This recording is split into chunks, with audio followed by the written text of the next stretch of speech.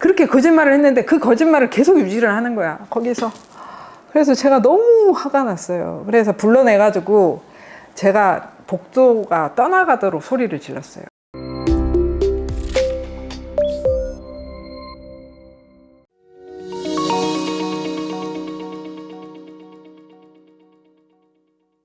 경찰 조사 참여했을 때 보통 어떤 일들이 일어나는지 좀 설명해 주실 수 있으실까요? 일단 고소를 당한 입장에서는 경제적인 부분에 크게 문제가 없으면 저는 변호사의 조력을 반드시 받으라고 저는 얘기를 하고 싶어요. 왜냐하면 본인이 죄가 없다고 생각하고 당당하게 대응을 했다가 사건이 잘못되는 경우들도 많아요. 그러니까 자기가 예상했던 거 하고 다르게 사건이 막 이렇게 넘어가는 경우들이 있거든요. 그거는 만약에 사건이 자기가 가서 조사를 받았는데 본인이 대응을 잘못해서 이게 더 기울어지잖아요. 그러면 이걸 살릴 수가 없어요. 그래서 그럴 경우에는 반드시 조력을 받으시라. 그러니까 근데 본인도 알아. 이게 뭔가가 사건이 죽어가고 있다. 이 느낌이 들거든요. 그러면 변호사를 찾아와. 근데 그때는 사실 약간 늦은 감이 있어요. 자기가 그 느낌을 받을 정도면 이거는 다시 살리기 어려운 것까지 갔다고 보시면 돼요. 그런 상황을 사실 안 만들어야 돼. 그리고 경찰한테서 맨 처음 연락이 오잖아요. 그러면 먼저 정보공개 청구를 하셔야 돼요. 그리고 경찰이 나를 잡자고 얘기하면 일단 정보공개 청구를 하겠다고 얘기를 하면 또 양해를 해주세요. 우리의 권리이기 때문에 그건 시간을 줘요. 그러니까 정보공개를 청구를 해서 고소장을 보는데 시간이 좀 걸린단 말이죠. 길게는 일주일, 짧게는 2, 3일 이렇게 해서 그 기간을 일단 벌고 그러면 변호사의 조력을 받아서 가겠습니다 라고 하고 그 날짜를 변호사하고 잡아야 되니까 그렇게 하면 또 시간을 주세요. 그러면 경찰서 보통 조사 전에 이제 변호사 선임이 되면 어떤 뭐 예상 질문하고 이제 답변 사항을 좀 미리 좀 어느 정도 뭐 인터뷰를 하고 준비를 하고 나서 참석을 하신다고 하는데 의뢰인이 좀 어떤 대답을 중점적으로 해야 되는지 뭐 주의사항이나 어떤 식으로 얘기를 하는 게 수사 과정에서 좀 유리한지를 좀 알려주실 수 있나요? 뭐 이거는 너무 진부한 얘기이긴 한데 사실은 이제 공부 잘하는 사람들 보고 얘기하잖아요. 교과서 중심으로 공부를 했다 뭐 이런 표현을 쓰잖아요. 그러니까 어떤 질문에 대해서 어떤 답을 하는지를 준비하면 안 돼요. 왜냐하면 그 질문에서 좀만 달라져도 답을 못 하기 때문에. 그래서 질문과 답변을 예상을 하면 안 돼요. 그러면 뭘 해야 되느냐? 제가 그 조사를 가기 전에 제 의뢰인하고 먼저 하는 것 중에 하나는 사실관계를 정리를 하는 거죠. 스토리로 머릿속으로 그림을 그려놔야 돼요. 어떤 질문에 어떤 걸 하는 게 아니고 그때 있었던 사건들을 다시 재구성을 하는 거예요. 그래서 그렇게 사실을 만들어 놓으면 어떻게 질문을 해도 똑같은 답이 나올 수 있어요. 그러니까 어떻게 물으면 이렇게 하면 여기서 좀만 달라지면 답이 안 나와지잖아요. 하지만 사실을 만들어 놓으면 그 사실을 생각하면 답이 나와. 그렇게 만들어야 돼요. 그 다음 번째 문제는 수사관이 증거를 뭘 갖고 있는지를 몰라. 안 보여줘요. 처음에는 안 보여줘. 그리고 최근에 이제 제가 조사받으러 갔을 때는 포렌식을 했다는 걸 알았어요. 그러면 동영상이 나왔을까? 질문을 통해서 알 수 있어요. 그러면 뭐 몇 장 찍었어요? 이렇게 물어봐. 그럼 없는 거야. 포렌식에서 안 나온 거예요. 안 나온 건데 그러면 이 사건을 부인해야 되나? 이 생각 들잖아요. 그 다음 번째 문제는 뭐냐면 피해자를 사진 촬영을 해요. 그 친구가 처음에 나한테 얘기를 한 거는 동영상을 찍을 때 이 동영상이 제대로 안 찍혔을 수도 있다고 말을 했어요. 그러면 제대로 안 찍혔다라는 건 성관계 도중에 동영상을 찍을 때 서툴러서 아무 장면도 안 찍혔을 가능성은 있어요.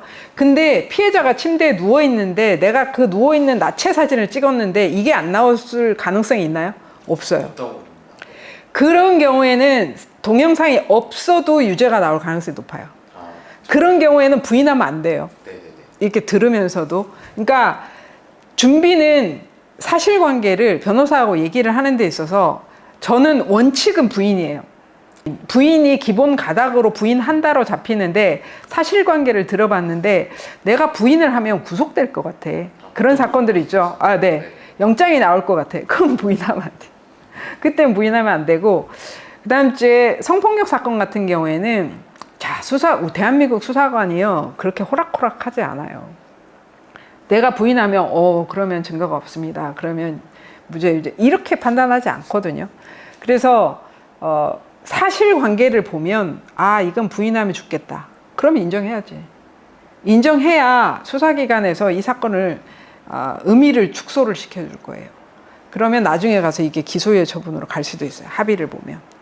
그러니까 그거는 사실관계를 먼저 정리를 해서 이 사실관계가 부인할 만한가 아닌가를 보고, 만약에 이거는 본인이 그 얘기를 해요. 본인이 난 정말 아니야. 정말 아니에요. 그렇게 얘기를 하면 이제 아닌 걸로 이제 사실관계 정리를 하죠. 그리고 나서 수사관이 이제 답변을 할 때 이제 우리가 이제 답변을 할 준비를 하잖아요. 그러면 맨 처음 하는 게 뭐냐면 답변을 길게 하면 안 돼. 묻는 말에 짧게 대답을 해야 돼요. 짧게 대답을 하는데 어떤 질문을 조심해야 되냐면 내가 하는 답변을 딛고 들어오는 질문을 조심해야 돼요. 내가 답변을 하니까 그 말을 가지고 이렇게 확 반응이 오는 질문이 있어요. 이때는 일단 스탑을 시켜야 되는데 어떤 방법으로 스탑을 시키냐면 모른다, 기억이 나지 않는다. 둘 중에 하나. 자기가 경험한 일이면 기억이 나지 않는다. 아니면 모른다. 근데 기억이 나지 않는다고 했는데 이게 자백에 가까워질 것 같으면 아니다라고 답변을 해야 되죠. 아니다. 거기서 딱 끊어야 돼요. 그 질문이 계속 저를 타고 들어와서 밀면 이게 변호사가 없을 때 본인이 이상하게 답변을 해서 결국은 이상한 방향으로 가게 된 첫 번째가 그런 질문 패턴이에요. 두 번째는 내가 답변을 했어. 아니다라고 얘기를 했거든. 근데 수사기관에서 계속 질문해. 같은 질문을 계속해요. 그러면 우리나라 사람들은 대부분 어떤 느낌을 갖고 있냐면 사람이 내가 답변을 했어. 그럼 또 물어봐. 내 답변이 미흡한가? 그러면 자꾸 살을 붙여요. 그러면 살을 붙여서 얘기를 해서 또 아니다는 취지로 얘기를 하는데 수사관이 또 물어봐.